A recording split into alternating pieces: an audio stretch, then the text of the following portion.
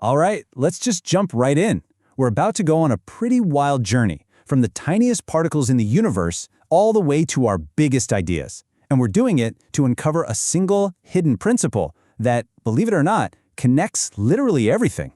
So let's start with a question that sounds a little strange, right? I mean, what could possibly connect a chaotic, totally private dream you had last night with a deliberate, public work of art? One seems like random noise, the other is pure intention. But what if I told you they're both built from the exact same fundamental components? The whole secret comes down to this simple duality. You see, everything we experience can be broken down into these two parts. First, there's form. That's the what. It's the thing itself, the image, the structure. You can think of it as the noun. And then there's motion. That's the how. It's the flow, the change, the transition between those things. The verb. So, with these two simple tools in our back pocket, form and motion, let's start looking around. Because once you know what to look for, you'll start seeing this pattern everywhere. It's kind of hiding in plain sight, especially in the ways we humans express ourselves. This is such a cool way to break it down. Think about a painting. The form is the picture itself, obviously. But the motion? That's how your eye travels across the canvas, how your focus shifts from one detail to another. Or music. The form is a single sound, a single note, but the motion is the rhythm and the melody that carries you along. It's the noun and the verb of our whole creative language. And here's the kicker. This isn't just for stuff we consciously create. Your dreams run on the exact same operating system. You get these incredibly vivid images, right? That's the form. And then you have those bizarre fragmented jumps from one scene to the next with no logic. Well, that's the motion. It's creativity in its most raw, unfiltered state. Okay, but this principle goes so much deeper than just our own minds. This is where things get really wild. We're going to zoom out now, way out, and see how this same fundamental pattern actually builds the entirety of physical reality. So let's go down to the absolute bottom, the quantum realm. The fundamental particles, they have properties like spin and charge, right? Well, those are their forms. And what's their motion? It's the constant, shimmering oscillations and the waves of probability that define what they even are.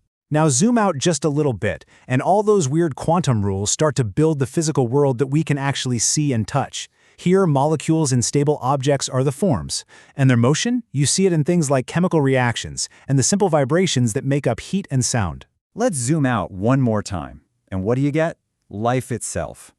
The form is the physical body of a species, its morphology, and the motion is all of its behaviors, its adaptations, the whole dynamic dance of evolution over millions of years.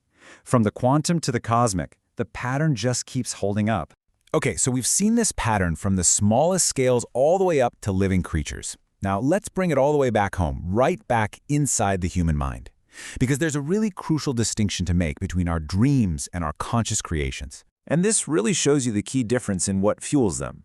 Sleep dreams, they're fed by what the source material calls residual strains. You can just think of it as all the emotional and mental clutter left over from your day. But art, or even just a daydream, that's usually sparked by something more concrete and external. A real person, a specific object, a clear desire. And it's not just the inputs that are different. The outputs are complete opposites too.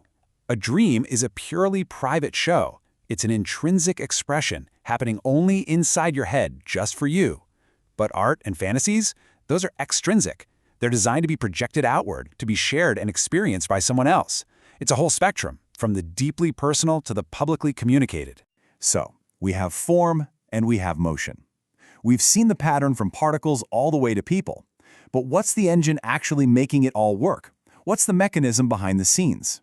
Well, this is where we get to the absolute core of the whole idea. The engine is this amazing concept called the continuum. The best way to think of it is as an invisible field of connection. In our minds, it's the constant flow of emotion. In physics, it might be a gravitational or an electromagnetic field. It's the underlying medium that allows any two things to interact at all. But here's the thing. A pure, formless flow would just be chaos, right? That's where boundaries come in. Boundaries are the filters that give that flowing continuum a specific, individual shape. A word is a boundary that gives shape to an emotional idea. A body is a boundary that gives shape to a biological life force, that creates structure and meaning out of the flow. So, the crucial takeaway is this. You absolutely need both. Without the continuum, there's no connection, no relationship at all.